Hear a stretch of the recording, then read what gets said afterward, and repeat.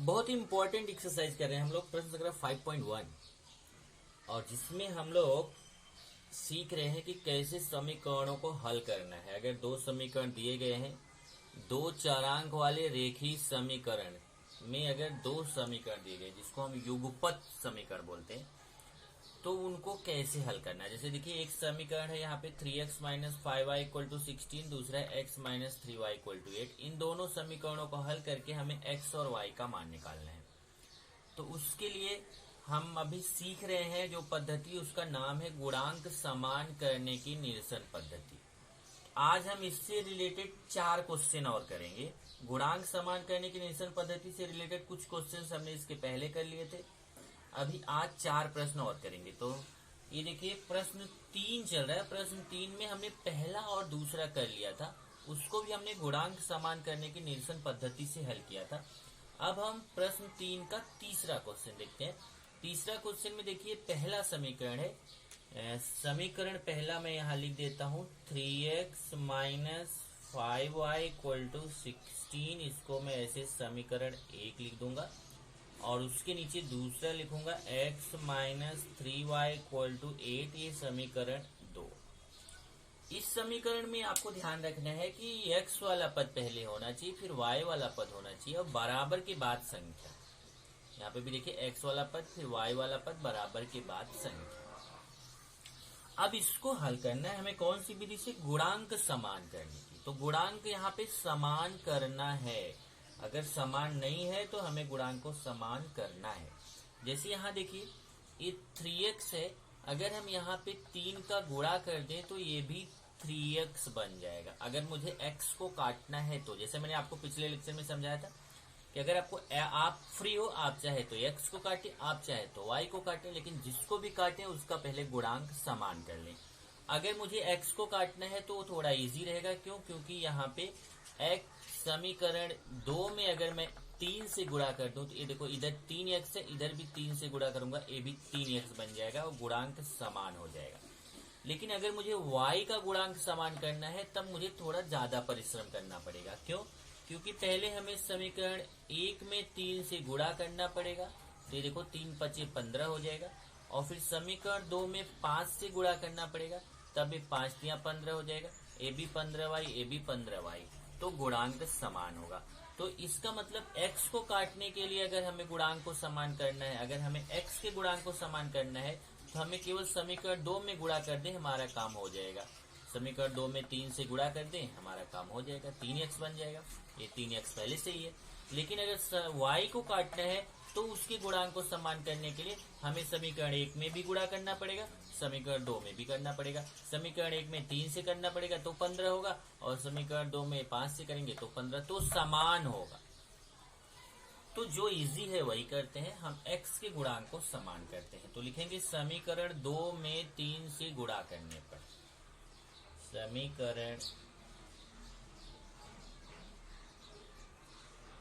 2 में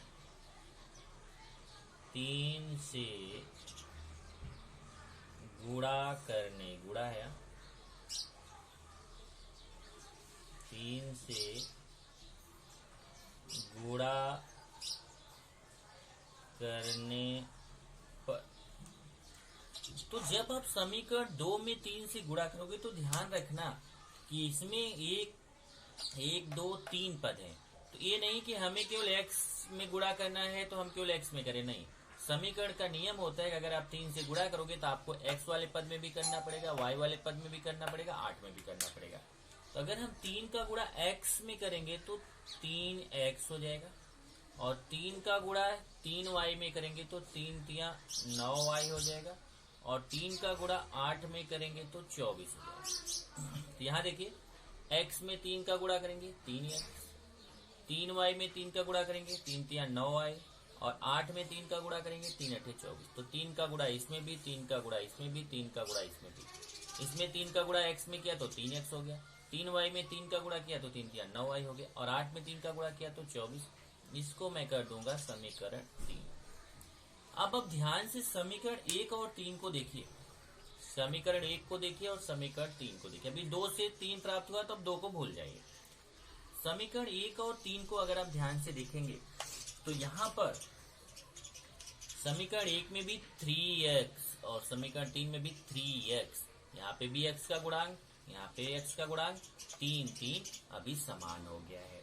तो हम अब इसको काट सकते हैं, लेकिन काटने के लिए ध्यान देना कि चिन्ह अलग अलग होना चाहिए तभी कटता है। लेकिन यहाँ पे देखो 3x के सामने ये माइनस नहीं है, 3x के सामने यहाँ पर प्लस छिपा हुआ है और इधर भी 3x के सामने प्लस छिपा हुआ है। तो मैंने आपको क्या बताया था कि अगर ऐसे प्लस प्लस हो, इधर 3x के सामने प्लस, इधर भी 3x के सामने प्लस, अगर प्लस प्लस है तो कटेगा नहीं, हमें इधर चिन्ह बदलने की जरूरत पड़ेगी। और चिन्ह बदलने की तभी जरूरत पड़ती है तो इसका मतलब हमें उसको घटाना पड़ेगा, क्योंकि जोड़ने में चिन्ह नहीं बदलता है, घटाने में चिन्ह बदलता है। तो यहाँ पे लिखेंगे समीकरण 1 तथा 3 को घटाने पर, समीकरण 1 तथा समीकरण 3 को घटाने पर। अब मैं समीकरण 1 लिखूंगा, उसके नीचे समीकरण 3 लिखूंगा। अब देखिए मैंने समीकरण 1 लिखा, समीकरण 1 कितना था 3x माइनस 5y 16, उसके नीचे समीकरण 3 3x माइनस 9y 20। अब आपको क्या करना है, यहाँ पे घटाने पर जब भी आप लिखोगे तो नीचे का चिन्ह बदलोगे, नीचे वाला जो समीकरण है उसके प्रत्येक पद का चिन्ह बदलोगे। जैसे इधर 3x के सामने यहाँ प्लस चिन्ह है, उसको माइनस कर दीजिए। यहाँ 9y के सामने माइनस है, उसको प्लस कर दीजिए। यहाँ 24 के सामने प्लस छिपा हुआ है, उसको माइनस कर दीजिए। 3x के सामने प्लस छिपा हुआ है, उसका चिन्ह बदल के माइनस कर दिया। 9y के सामने माइनस है तो उसको बदल के प्लस कर दिया, और 24 के सामने प्लस है उसको बदल के माइनस कर दिया। अब ध्यान से देखिए, यहाँ पे 3x का चिन्ह माइनस हो चुका है, 9y का चिन्ह प्लस हो चुका है और 24 का चिन्ह माइनस हो चुका है।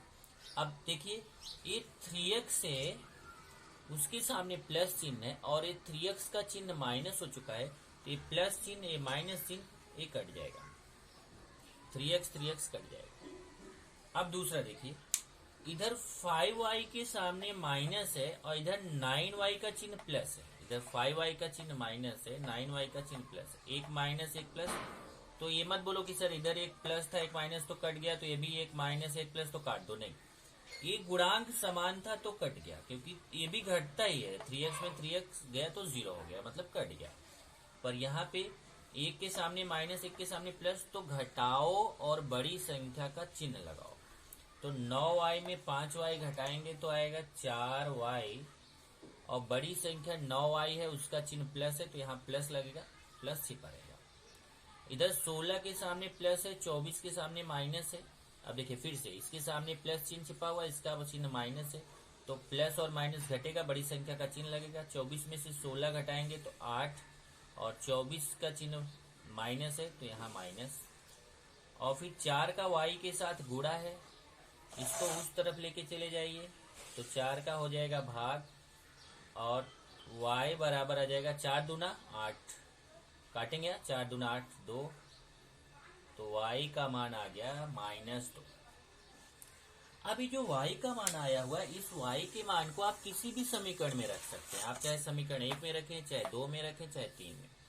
तो मान लो मैं समीकरण 2 मुझे थोड़ा इजी दिख रहा है तो मैं उसमें रख देता हूँ, आप बाकी किसी में भी रख सकते हैं, आप फ्री हैं। तो मैं यहाँ लिखूंगा y का मान समीकरण 2 में रखने पर। अभी जो समीकरण 2 है मैं यहाँ लिखूंगा, समीकरण 2 क्या है, x minus 3y equal to 8, इसको मैं यहाँ लिखने चल रहा हूँ, x minus 3y equal to 8।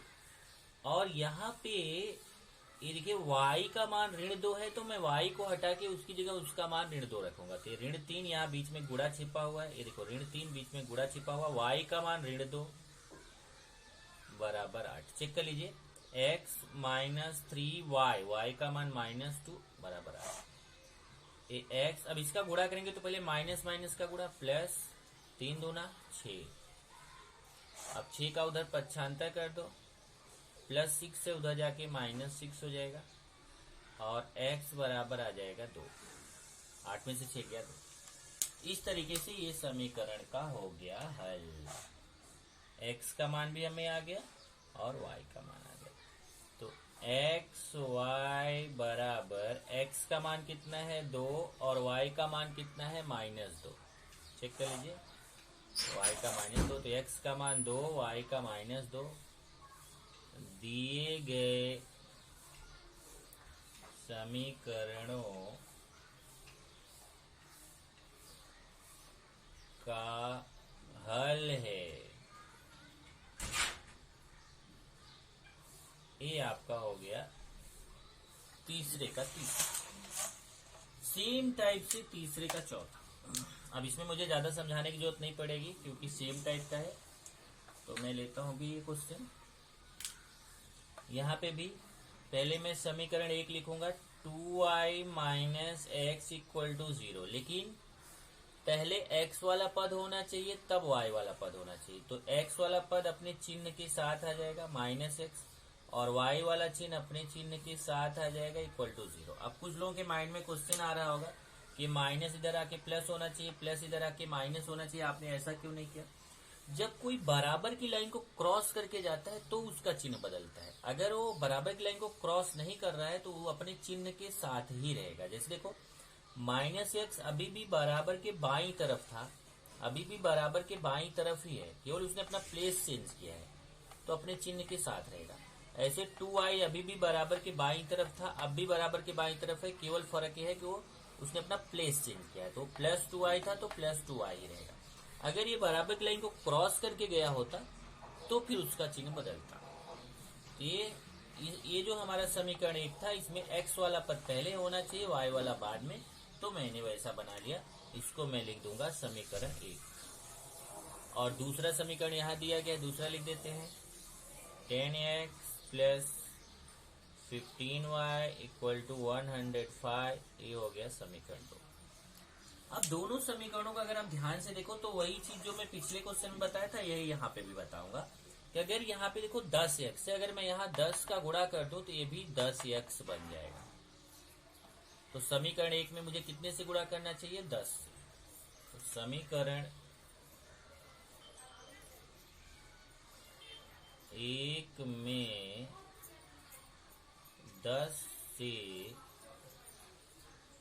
गुणा करने पर, अब देखिए समीकरण 1 है, इसमें मैं 10 का गुणा करूंगा तो 10 का गुणा मैं x में भी करूंगा, 2i में भी करूंगा, 0 में भी करूंगा। ध्यान से देखना, अगर 10 का गुणा आप x में करेंगे तो ऋण 10x हो जाएगा, ऋण 10x। ये देखिए इसमें x में 10 का गुणा करेंगे तो ऋण 10x, और 2y में करेंगे तो 10 दूना 20y हो जाएगा, और 0 में 10 का गुणा करेंगे तो 0।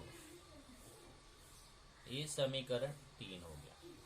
अब आप समीकरण 2 और 3 को ध्यान से देखिए। ये समीकरण 2 है, ये समीकरण 3 है। इन दोनों समीकरणों को देखेंगे, समीकरण 2 और 3 को, तो इधर भी 10x इधर भी 10x, गुणांक समान हो गया 10x 10x।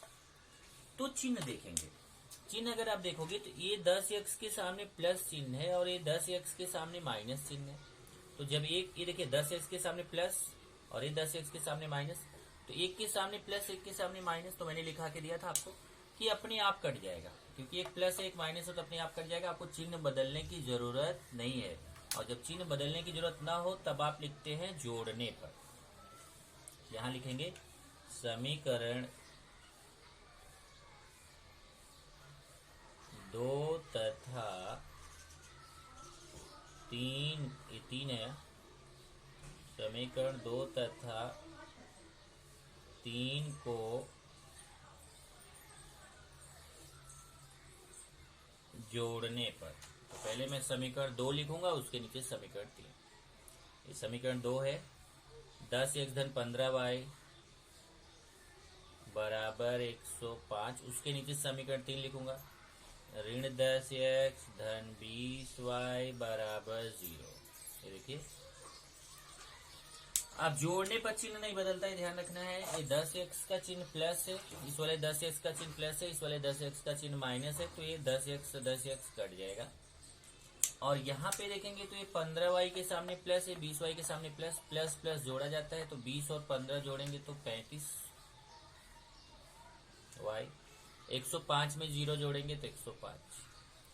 अब 35 का गुणा उस तरफ लेके जाएंगे तो 35 का भाग हो जाएगा 105/35।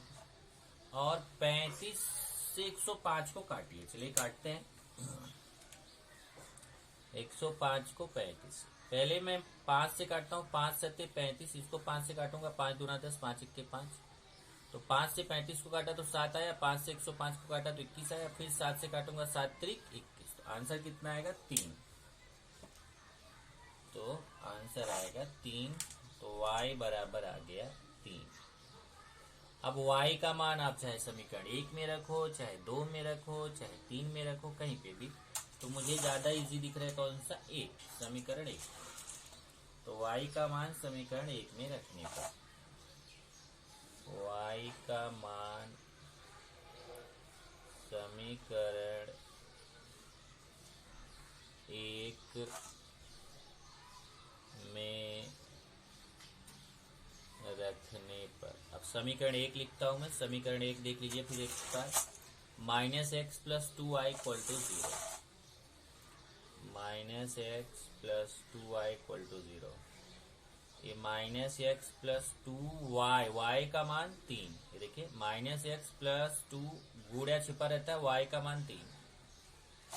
ये हो जाएगा -x + 6 = 0, +6 बराबर को उधर जाएगा तो -6 हो जाएगा। ये देखिए +6 उधर जाएगा बराबर की लाइन को क्रॉस करके, तो माइनस कट जाएगा, x बराबर 6। इस तरीके से x का मान 6 आ गया, y का मान 3 आ गया। तो आप उत्तर लिख लीजिए यहाँ पर। उत्तर x y बराबर 6 3, x का मान 6, y का मान 3 दिए गए समीकरणों का हल है।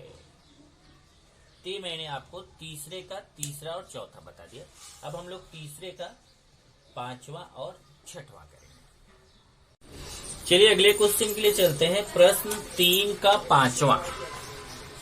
तो प्रश्न 3 का पांचवा देखेंगे, यहाँ पे भी 2 समीकरण दिया गया। तो पहले पहला समीकरण मैं लेता हूँ, 2x + 3y + 4 = 0। लेकिन मैंने क्या बताया था कि संख्या वाला पद बराबर की उस तरफ लेके जाना रहता है। पहले x वाला पद, फिर y वाला पद, और +4 को बराबर के उस तरफ लेके जाइए तो ये -4 हो जाएगा। और इसको हम समीकरण 1 कर लेंगे। और ये समीकरण 2 को लिखेंगे, उसके नीचे समीकरण 2 है x - 5y = 11, x - 5y = 11। ये हो गया समीकरण 2। ये तो बराबर है, पहले x वाला पद, फिर y वाला पद, फिर बराबर के उस तरफ संख्या वाला पद। अब इसमें भी वही करेंगे। ये देखिए, अगर मैं यहाँ समीकरण 2 में 2 से गुणा कर दूं तो 2x है, ये भी 2x बन जाएगा। तो समीकरण 2 में 2 से गुणा करने पर, तो ये समीकरण 2 है, इसमें 2 से गुणा करूंगा तो मुझे x में भी 2 का गुणा करना है, 5y में भी 2 का गुणा करना है, 11 में भी 2 का गुणा करना है। ये 5 है।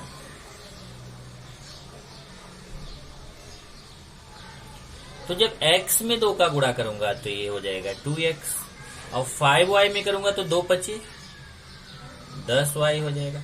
और 11 में 2 का गुणा करूंगा, 11 दूना 22 हो जाएगा। ये समीकरण 3।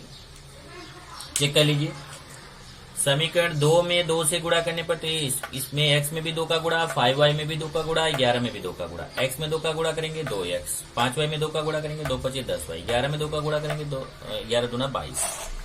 अब अगर आप समीकरण 1 और 3 को देखें तो समीकरण 1 में भी 2x, समीकरण 3 में भी 2x, 2x, 2x, अभी गुणांक समान हो गया। लेकिन प्रॉब्लम क्या है, a2x के सामने प्लस, a2x के सामने भी प्लस, और जब प्लस प्लस होता है तो अपने आप कटेगा नहीं। अपने आप नहीं कटता है तो क्या करते हैं, तो हम चिन्ह बदलेंगे। और चिन्ह तभी बदलता है जब हम लिखते हैं घटाने पर। तो हम यहाँ पे लिखेंगे समीकरण 1 तथा 3 को घटाने पर। समीकरण 1 तथा 3 को घटाने पर, तो पहले समीकरण 1 लिखूंगा, उसके नीचे समीकरण 3। समीकरण 1 है 2x plus 3y equal to, देखिए 2x plus 3y equal to -4, ये समीकरण 3 है।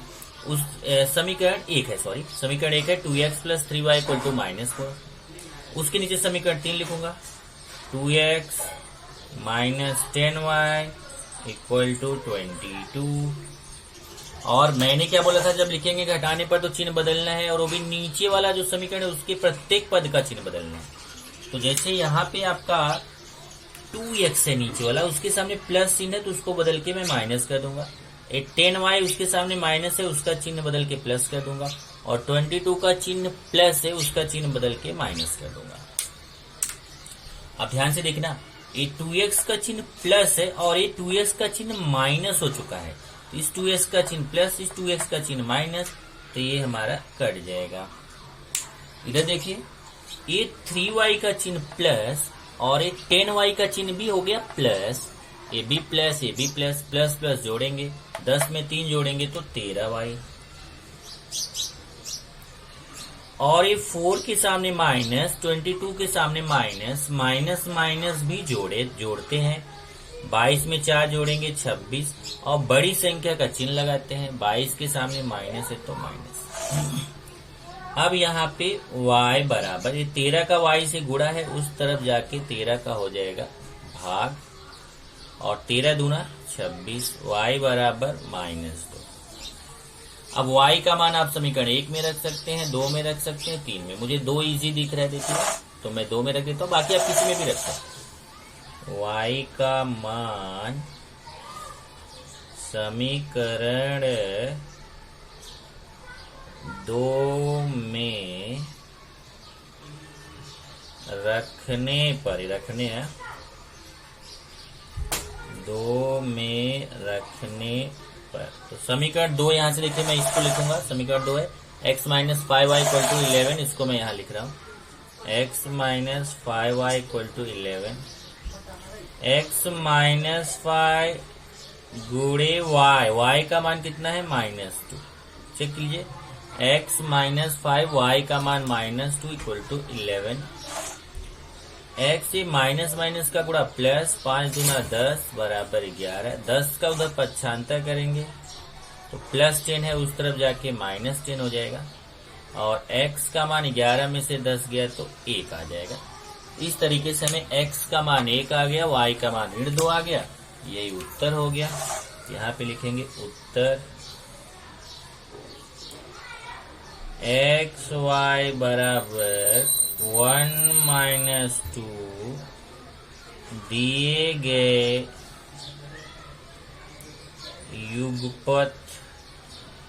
युगपत मतलब दोवा, युगपत समीकरणों का हल है।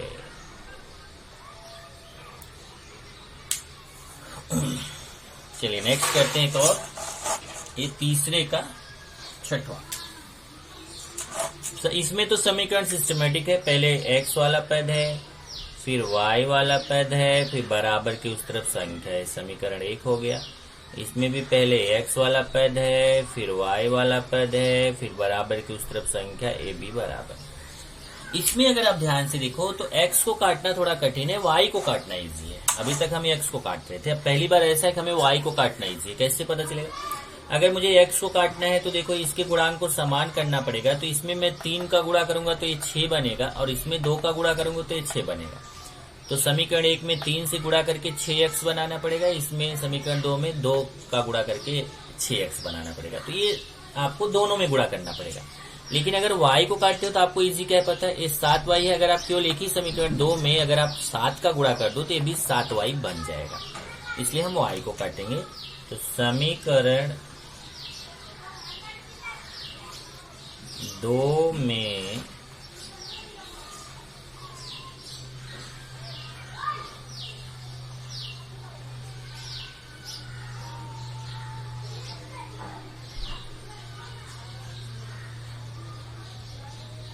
2 है।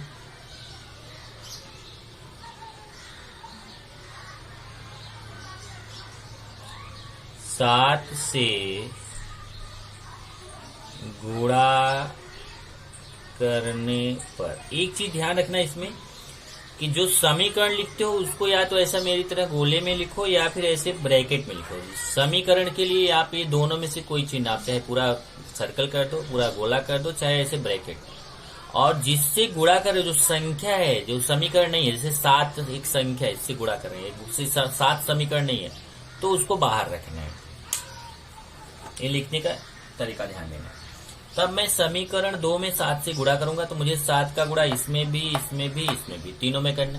पहले 3x में 7 का गुणा करूंगा तो 7 त्रिक 21x आ जाएगा। और y में 7 का गुणा करूंगा तो 7y आएगा। और 22 में 7 का गुणा करूंगा, 22 गुणे 7 करिए, 7 दूना 14, 7 दूना 14, 15, 154 आ जाएगा। इसको मैं कर दूंगा समीकरण 3। अब समीकरण 1 और 3 को देखिए ध्यान से। समीकरण 1 में भी 7y है, समीकरण 3 में भी 7y है। अभी y का गुणांक समान हो गया तो हम चिन्ह देखेंगे।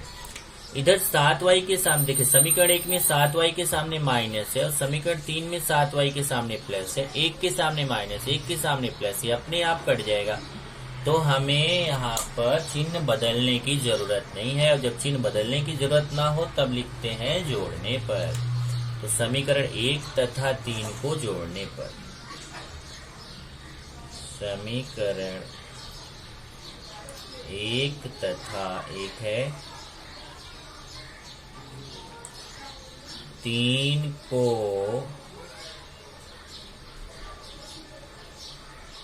जोड़ने पर। अब चलिए पहले समीकरण 1 लिख रहा हूं, उसके नीचे समीकरण 3। समीकरण 1 है 2x minus 7y equal to 7, 2x minus 7y equal to 7। समीकरण 3 उसके नीचे 21x plus 7y equal to 154। जोड़ने पे चिन्ह बदलेगा नहीं। इधर देखिए, 7y के सामने माइनस, 7y के सामने प्लस, ये कट जाएगा। और इधर 2x के सामने प्लस, 21 के सामने प्लस, प्लस प्लस जोड़ेंगे, 21 में 2 जोड़ेंगे तो 23x। इधर भी 7 के सामने प्लस, 154 के सामने प्लस, प्लस प्लस जोड़ेंगे, 154 में 7 जोड़ेंगे तो 161। फिर 23 का x के साथ गुणा है, उस तरफ जाके 23 का भाग हो जाएगा। अब 23 का जब 161 में भाग दोगे तो देखिए 23 गुणे 7 करिए, 7 त्रिक 21, 7 दूना 14, 2 16, 161 आएगा। इसका मतलब 23 से काटेंगे 161 को तो 7 भागफल जाएगा। x बराबर आ गया 7। अब x का मान आ गया तो x का मान आप समीकरण 1 में रख सकते हो, 2 में रख सकते हो, 3 में रख सकते हो। तो मैं समीकरण 2 में रखने चल रहा हूँ, आप किसी भी समीकरण में रख सकते हैं। x का मान समीकरण 2 में रखने पर, तो समीकरण 2 यहाँ लिखूंगा। देखिए समीकरण 2 क्या है, 3x plus y equal to 22, यही लिखूंगा मैं। यहाँ लिख रहा हूँ 3x plus y equal to 22। x का मान 7 है तो मैं x की जगह 7 लिखूंगा। देखिए 3 बीच में गुणा छिपा हुआ, x का मान 7 धन y बराबर 22। आप देख लीजिए 3x का मान 7 प्लस y बराबर 22, 3 सते 21 हो जाएगा, तो गुणा करेंगे तो प्लस y बराबर 22। 21 का बराबर के उधर पक्षांतर करेंगे तो प्लस है, उधर जाके माइनस हो जाएगा। 22 में से 21 घटाएंगे तो आएगा 1। इस तरीके से आपका उत्तर आ गया।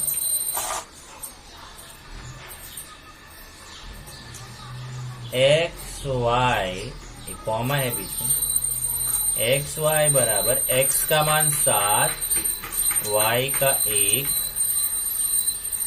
दिए गए युगपत समीकरणों का हल है। इस तरीके से हमने क्या किया कि प्रश्न संग्रह 5.1 यहाँ पे हमारा खत्म हो गया। लेकिन 5.1 का जो तीसरे क्वेश्चन में 6 क्वेश्चन थे, वो 6 के 6 क्वेश्चन हमें गुणांक समान करने की पद्धति से किया है। अब अगले पीरियड में हम यही 6 क्वेश्चन मान रखने की पद्धति से आपको सिखाएंगे।